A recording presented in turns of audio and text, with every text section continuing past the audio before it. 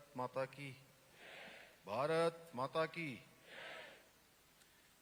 लोक सेवा आयोग के माध्यम से सचिवालय प्रशासन विभाग में चयनित समीक्षा अधिकारी एवं सहायक समीक्षा अधिकारी तथा उत्तराखंड अधीनस्थ सेवा चयन आयोग के माध्यम से शिक्षा विभाग में चयनित सहायक अध्यापक एलटी के आज इस बहुत ही अंग्रेजी में बोलते हैं कि जैम पैक्ड, खचाखच भरा हुआ ये सभागार ऊपर भी और नीचे भी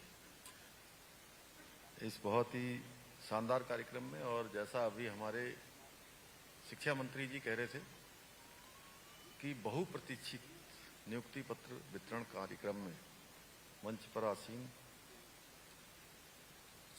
उत्तराखंड शिक्षा विभाग के मंत्री आदरणीय डॉक्टर धन सिंह रावत जी, राज्यसभा के सांसद और भारतीय जनता पार्टी के प्रदेश के अध्यक्ष आदरणीय महेंद्र भट्ट जी, अभी जिनको आप सब लोगों ने सुना, धर्मपुर विधानसभा के लोकप्रिय विधायक आदरणीय विनोद चमोली जी,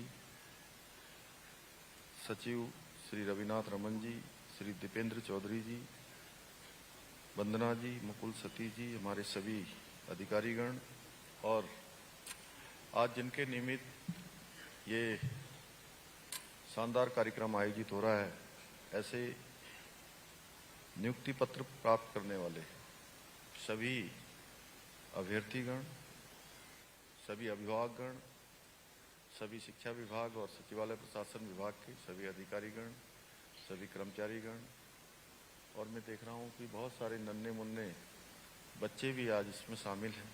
मेरे सभी प्रिय नन्हे मुन्ने बच्चे, मीडिया के सभी मित्र, मैं आप सभी को आज इस अवसर पर चयनित होने वाले अभ्यर्थियों को मैं सभी को हार्दिक बधाई देता हूँ, शुभकामनाएं देता हूँ और आप सभी के उज्जवल भविष्य की कामना करता हूँ। और जैसा सचिव शिक्षा रविनाथ रमन जी ने कहा कि आज का दिन आपके जीवन में एक नए अध्याय की शुरुआत हो रही है, और ऐसे अवसर पर आप सभी के बीच में उपस्थित होना मेरे लिए भी बहुत प्रसन्नता का विषय है। और सच में जब भी हम नियुक्ति पत्र वितरण का कार्यक्रम करते हैं तो सच में एक ऐसा मन में संतोष होता है कि इतनी सारी नियुक्तियां और उसके समारोह होना, हम लोगों को जितनी प्रसन्नता होती है उससे कहीं अधिक आपको होती है जिनको नियुक्ति पत्र मिलते हैं, और आपसे भी अधिक आपके परिजनों को, आपके अभिभावकों को होती है, आपके गुरुजनों को होती है। तो ये दिन सच में बहुत शानदार दिन, और जहां आज हम 109 समीक्षा अधिकारियों एवं सहायक समीक्षा अधिकारियों के पद पर चयनित होने वाले अभ्यर्थियों को, और वहीं शिक्षा विभाग के 1347 सहायक अध्यापकों को भी आज नियुक्ति पत्र प्रदान करने जा रहे हैं। आज का ये अवसर न केवल आपके जीवन का एक महत्वपूर्ण पड़ाव है, बल्कि ये हमारे राज्य के लिए भी, उसकी उज्जवल युग के लिए भी, और जो हमारे अमृत काल जिसमें भारत को विकसित भारत बनना है, उस भारत की नींव रखने में भी आप सबकी भूमिका बहुत महत्वपूर्ण होने वाली है।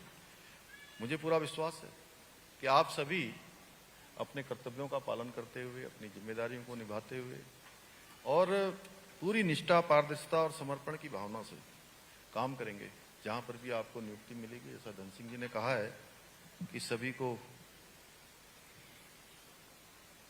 कहाँ दुर्गम में जाना है, तो ऐसे स्थानों पर सच में आपकी नियुक्ति ऐसे स्थानों पर हो रही है जहां की बहुत आवश्यकता है। शिक्षा विभाग को भी आवश्यकता है, उस विद्यालय को भी आवश्यकता है जहां आपकी नियुक्ति होगी, उस क्षेत्र को भी और वहां के बच्चों को भी आपकी बहुत जरूरत है। और ये जरूरत आपके लिए एक चुनौती होनी चाहिए, और इस चुनौती को आप लोग स्वीकार करिए, चैलेंज को स्वीकार करिए और इसको अवसर में बदल दीजिए।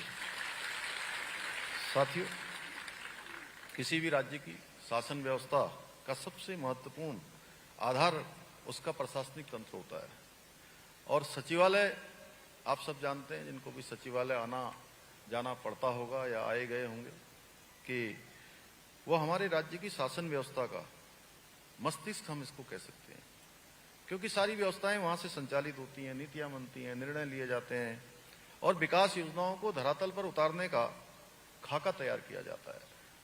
इस पूरी व्यवस्था को प्रभावी बनाने में जो हमारे आज समीक्षा अधिकारी एवं सहायक समीक्षा अधिकारी हैं, उनकी भूमिका अत्यंत महत्वपूर्ण होती है। आप लोग वो कड़ी बनने जा रहे हैं जो नीति निर्माण में और उसके क्रियान्वयन के बीच एक सेतु का काम करेंगे। आपकी जिम्मेदारी केवल, मैं आज उनसे कहना चाहता हूं, क्योंकि मुझे भी राज्य स्थापना के पहले दिन से सचिवालय के अंदर रहने का अवसर भी मिला है, सचिवालय को देखने का अवसर भी मिला है, सचिवालय की जो कार्यप्रणाली है उसको भी कुछ न कुछ थोड़ा बहुत सीखने और जानने का अवसर भी मिला है। तो मैं कहना चाहता हूं कि आपकी जिम्मेदारी केवल फाइलों में नोट शीट तक ही सीमित नहीं है, बल्कि आप उस पारदर्शी, जवाबदेही और परिणाम देने वाली शासन प्रणाली का अभिन्न हिस्सा बनने जा रहे हैं, जिसके माध्यम से सरकार की नीतियां, उनकी योजनाएं हमारे नागरिकों को उनके जीवन में सकारात्मक परिवर्तन ला सकती हैं। और आपके द्वारा एक एक नीति जो बनाई जाएगी उसके दूरगामी परिणाम आएंगे और बहुत सारे जीवन बदलने का काम, बहुत सारी व्यवस्थाओं को बदलने का काम, उसमें आपके इनपुट्स होंगे। इसलिए मैं आप सभी से अपेक्षा करता हूं कि आप लोग अपने कार्य को केवल एक सरकारी नौकरी नहीं, बल्कि जन सेवा का, और सच कहूं तो इस धरा पर एक पत्ता भी अगर हिलता है, एक कण भी इधर से उधर होता है, तो वो ईश्वर की इच्छा के बिना नहीं होता है, भगवान की इच्छा के बिना नहीं होता है। तो आप अपने शुरू होने वाले इस जीवन को, इस नए अध्याय को भगवान को समर्पित करके, कि वो सारी हमारी गतिविधियों को, एक एक छोटी गतिविधि जो हमारे मन मस्तिष्क पर चल रही है, वह भी भगवान से बचती नहीं है। वहां स्कैनिंग होती रहती है सारी चीजों की और एक अकाउंट बनता रहता है। अच्छा काम करेंगे तो अकाउंट में जमा हो जाएगा, बहुत सारे पुण्य जमा होते रहेंगे। और हम जानबूझ के अगर जो हमारी जिम्मेदारी है हम उसका निर्वहन नहीं कर रहे हैं, या मन हम भी जानते हैं कि हम अच्छा कर रहे हैं कि खराब कर रहे हैं, अगर हमने जान लिया कि हम खराब कर रहे हैं और उसके बाद भी कर रहे हैं, तो फिर ये मानिए कि वहां पर आपका अकाउंट माइनस में चला जाएगा, विड्रॉल हो जाएगा। तो भाइयों बहनों, आज हम इसके साथ ही 1347 जो चयनित हमारे सहायक अध्यापक हैं उनको भी नियुक्ति पत्र देने जा रहे हैं। मुझे पूरा विश्वास है आप सभी, अब शिक्षक अपने अपने क्षेत्रों में बहुत शानदार प्रदर्शन करेंगे। हमारे आने वाले जो देश के कर्णधार हैं, भावी कर्णधार हैं, भावी हमारे सभी क्षेत्रों में जिनको जाना है, उनके समग्र विकास में आप बहुत महत्वपूर्ण भूमिका निभाएंगे। आज से आप सभी के कंधों पर, ठीक कहा अभी विनोद चमोली जी ने, कि आप सभी के कंधों पर उत्तराखंड के भविष्य को संवारने की जिम्मेदारी है। एक महत्वपूर्ण जिम्मेदारी है, क्योंकि एक बच्चे को अच्छी शिक्षा मिलती है तो न केवल अपने जीवन को बेहतर बनाता है, बल्कि वो देश और समाज के लिए भी एक अनमोल योगदान देता है। इसलिए एक शिक्षक के रूप में आपका कर्तव्य है कि आप अपने छात्रों को, छात्राओं को, हमारे बच्चों को अच्छी शिक्षा देने के साथ ही उनके भीतर देशभक्ति, समाज की भावना का संचार भी अवश्य करें, जिससे कि वो एक बेहतर नागरिक बन सकें। बेहतर नागरिक के साथ साथ देश, उनके सामने आने वाले जितने भी इम्तिहान होंगे, जितनी भी चुनौतियां होंगी, परेशानियां होंगी, उनका भी उनको सामना करना होगा। उसके लिए तैयार करना आपके अनुभव से, आपकी शिक्षा से ही उनके लिए संभव हो पाएगा। साथियों, आदरणीय प्रधानमंत्री जी के मार्गदर्शन में हमारी सरकार प्रदेश की शिक्षा व्यवस्था को आधुनिक बनाने के लिए और गुणवत्तापूर्ण बनाने के लिए निरंतर प्रयास कर रही है। हमारी सरकार के द्वारा जहां विद्यार्थियों के लिए क्वालिटी एजुकेशन सुनिश्चित करने हेतु विभिन्न कार्यक्रम और योजनाएं संचालित की जा रही हैं, वही शिक्षकों को भी उपयुक्त वातावरण, साधन उपलब्ध कराने के साथ शिक्षकों के प्रशिक्षण, कौशल विकास के लिए विभिन्न योजनाएं प्रारंभ की गई है। अभी धन सिंह जी ने बताया कि आप सबको 1.5 दिन का प्रशिक्षण डाइट पर लेना है अपने अपने क्षेत्रों में, वह भी इसी प्रक्रिया का एक हिस्सा है। हम राज्य के विद्यालयों में इंफ्रास्ट्रक्चर से लेकर डिजिटलाइजेशन तक प्रत्येक स्तर पर व्यापक सुधार करने के लिए निरंतर कार्य कर रहे हैं। हमारी सरकार शिक्षक भर्ती की प्रक्रिया को पारदर्शी और निष्पक्ष बनाने के लिए हमने कई महत्वपूर्ण कदम उठाए हैं ताकि योग्य और प्रतिभाशाली व्यक्तियों को ही शिक्षण कार्य में सम्मिलित किया जा सके। हम न केवल प्रक्रियाओं को सुव्यवस्थित करने का प्रयास कर रहे हैं, बल्कि रोजगार की अधिसूचना से लेकर रोजगार पत्र मिलने तक, नियुक्ति पत्र मिलने तक के अंतराल को भी कम कर रहे हैं। आज आप भर्ती प्रक्रिया में जिस पारदर्शिता और रफ्तार को देख रहे हैं, वो सरकार के हर काम में दिख रही है। जिस प्रकार से, हालांकि आपका 1 साल शिक्षा विभाग का लेट हो गया, लेकिन उसके बावजूद भी हमारा प्रयास है कि जो कैलेंडर है, उस कैलेंडर के अनुरूप भर्ती प्रक्रियाएं संपन्न हों। आप सभी को भली भांति याद होगा, पहले की सरकारों में किस प्रकार से भर्तियों में भारी पक्षपात, धांधली और भ्रष्टाचार हुआ करता था। योग्य उम्मीदवारों को अवसर नहीं मिलते थे और प्रतिभाओं का निरादर होता था। गरीब माता पिता के बेटे और बेटियों का उनका हक छीन लिया जाता था, उनके साथ अन्याय होता था। अब आप देखते होंगे आपके आसपास भी इससे पहले की जो भर्ती प्रक्रियाएं हुई हैं, उन भर्ती प्रक्रियाओं में जितने भी हमारे युवा, हमारे भाई बहन जिनको चयन का अवसर मिला, 5 सालों से 6 सालों से पहले से परीक्षाएं दे रहे थे, लेकिन उनका चयन नहीं हो रहा था। अब उन्हीं अभ्यर्थियों में से, उन्हीं छात्रों और उन्हीं छात्राओं में से, उन्हीं हमारे भाई बहनों में से अब एक साथ 3-3, 4-4 परीक्षाओं में उनको चयन का अवसर मिल रहा है। ये पारदर्शिता का ही परिणाम है। भर्ती प्रक्रियाओं में काफी लंबा समय लगता था और इस देरी का फायदा उठाकर भ्रष्टाचारी और रिश्वतखोर लोग अपना खेल खेला करते थे, नकल माफिया हावी होते थे। हमने इस समस्या को गंभीरता से देखते हुए और इन माफियाओं पर अंकुश लगाने के लिए देश का सबसे सख्त नकल विरोधी कानून हमने लागू किया, जिसका परिणाम हुआ कि 4 वर्षों में 25,000 से अधिक युवाओं को सरकारी नौकरियां प्राप्त करने में सफलता प्राप्त हुई। और आज आप लोगों के साथ ये आंकड़ा, धन सिंह जी, कितना पहुंच गया? 26, 26.5 पहुंच जाएगा। आप लोगों से पहले कितना था? 25,000। और आप लोगों के बाद अभी आधे घंटे बाद यह आंकड़ा जो है 26,500 पहुंच जाएगा। ये केवल बोला नहीं जा रहा है, ये सब आंकड़े हैं। प्रत्यक्षम किम प्रमाणम, आप सब सामने, आप लोगों को मैं बताना चाहता हूं कि हमने बीते 4 वर्षों में जितनी नौकरियां प्रदान की हैं, वे राज्य गठन के पश्चात और पूर्ववर्ती सरकारों के समय से 2 गुना से अधिक है, 2 गुना से अधिक है। परंतु हमारे कुछ प्रतिपक्ष के साथी हैं जिनको हर बात पर हमें कोसना होता है, झूठे नैरेटिव बनाने होते हैं, झूठ बोलना होता है, क्योंकि सच बोलने के लिए उनके पास कुछ है नहीं, कोई मुद्दा नहीं है। तो वो उनको ये रास नहीं आ रहा है कि हमारे सभी युवाओं को, सामान्य माता पिता के बेटे बेटियों को कैसे व्यवस्था के आधार पर, मेरिट के आधार पर सरकारी नौकरियों के अवसर मिल पा रहे हैं।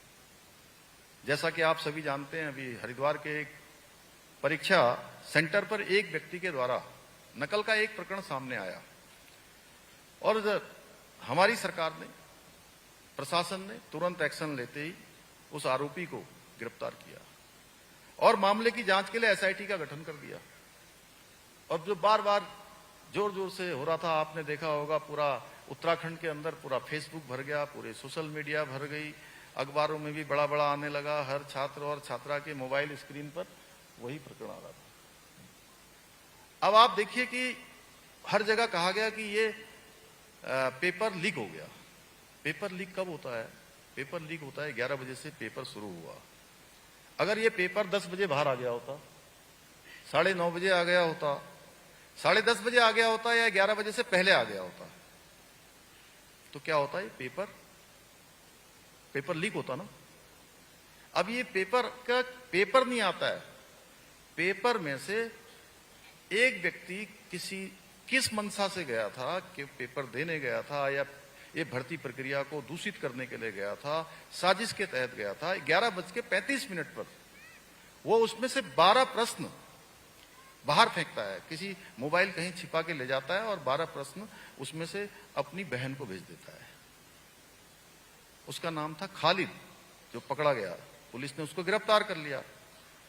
अब वो वहां से पेपर भेजता है अपनी बहन को, बहन भेजती है किसी प्रोफेसर को या सहायक कोई उससे असिस्टेंट प्रोफेसर को, और वहां से कहीं और चला जाता है वो। अब बाहर आता या भर्ती प्रक्रिया खराब होती तो प्रशासन को दे दिया जाना चाहिए था, बता दिया जाना चाहिए था कि एक सेंटर पर इस प्रकार की बात हो रही है।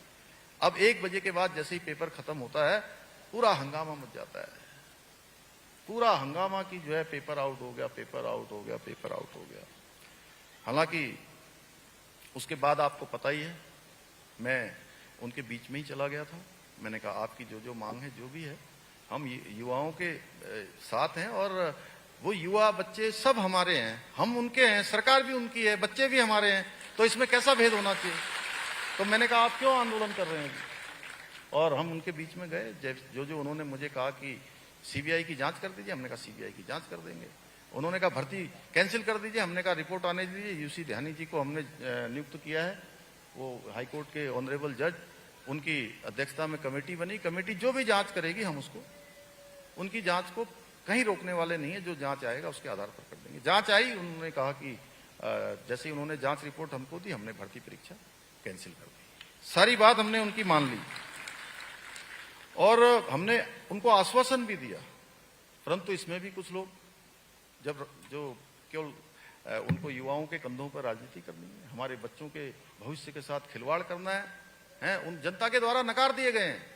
वो अब हमारे नौजवानों के, युवाओं के, बच्चों के कंधे पर सवार होकर राजनीति करना चाहते हैं, सवार होकर जो है बरगलाना चाहते थे, यहाँ पर माहौल खराब करना चाहते थे।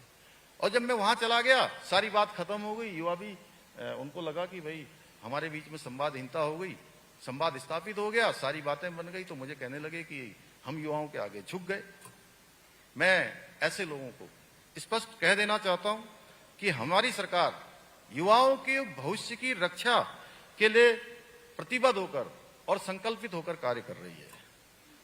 और मैं इस अवसर पर उस अर्बन नक्सल गैंग को भी चेता देना चाहता हूं, जो आदरणीय प्रधानमंत्री जी के नेतृत्व में हमारी सरकार के द्वारा विभिन्न जनहितकारी निर्णय लिए जा रहे हैं, उनके खिलाफ राज्य में जिहादी मानसिकता को पनपाने का प्रयास किया जा रहा है, प्रयास कर रहे हैं।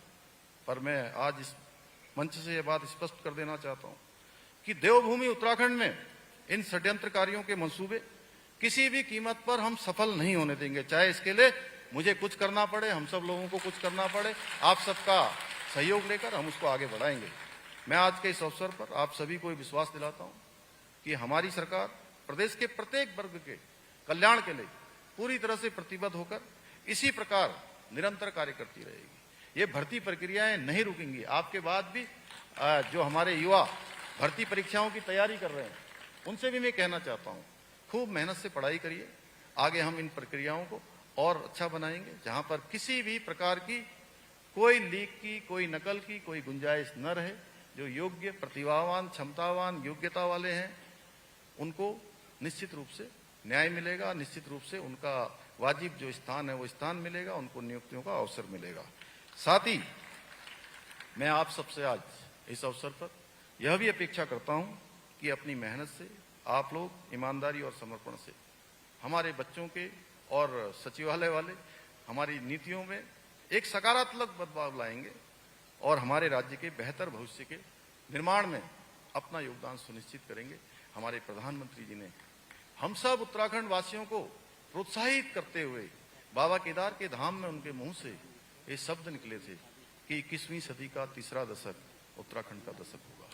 यानी कि अगले हमारे ये 10 साल उत्तराखंड की उन्नति के होंगे, उत्तराखंड की गति के होंगे, उत्तराखंड की प्रगति के होंगे। यानी उत्तराखंड देश के श्रेष्ठ राज्यों में शामिल होगा, अग्रणी राज्यों में शामिल होगा। उसमें हम सबको अपना अपना योगदान देना है। मुझे पूरा विश्वास है आप सभी अपने कर्तव्यों का पालन करते हुए उत्तराखंड को देश का श्रेष्ठ राज्य बनाने का जो हमारा विकल्प रही संकल्प है, उसको पूरा करने में हम सब मिलकर उसको पूरा करेंगे, मिलकर आगे बढ़ाएंगे, मिलकर कार्य करेंगे। इसी के साथ आप सभी को आज नियुक्ति पत्र प्राप्त करने की, और ये नियुक्ति पत्र सच में इस बार की दीपावली आप लोगों के लिए विशेष है, इसलिए मैं आप लोगों को दीपावली की भी विशेष अग्रिम शुभकामनाएं देते हुए मैं अपनी बात को समाप्त करता हूं। धन्यवाद। धन्यवाद। एक बार जोरदार तालियों से माननीय मुख्यमंत्री महोदय को हम धन्यवाद ज्ञापित करते हैं। और आपने जो आशीष वचन हमको दिए, निश्चित रूप से युवा उनका अनुसरण करेंगे।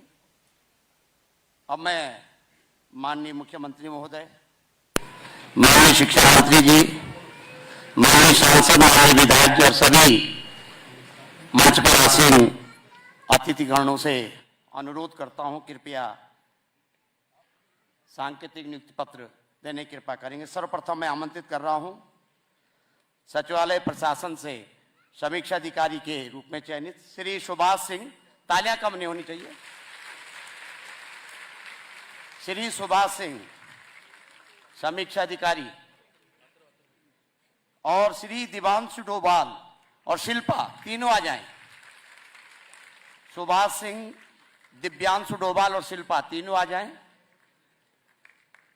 जोरदार तालियों से हमारे समीक्षा अधिकारी गणों का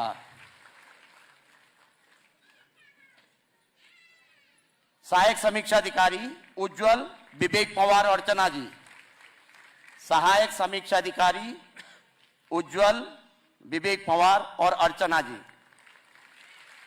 अब मैं स्नातक वेतन क्रम से हिंदी शाखा गढ़वाल आलोक सिंह, उपेंद्र सिंह, एडी गढ़वाल से निवेदन, कृपया आप मंच पे आए।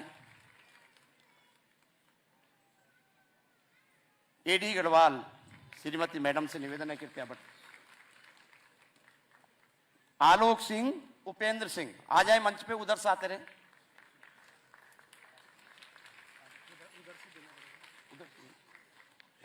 आलोक सिंह, उपेंद्र सिंह, सुमित्रा, सुमित्रा जी आ जाएं जी, शिक्षा विभाग से। नितिन सिंह,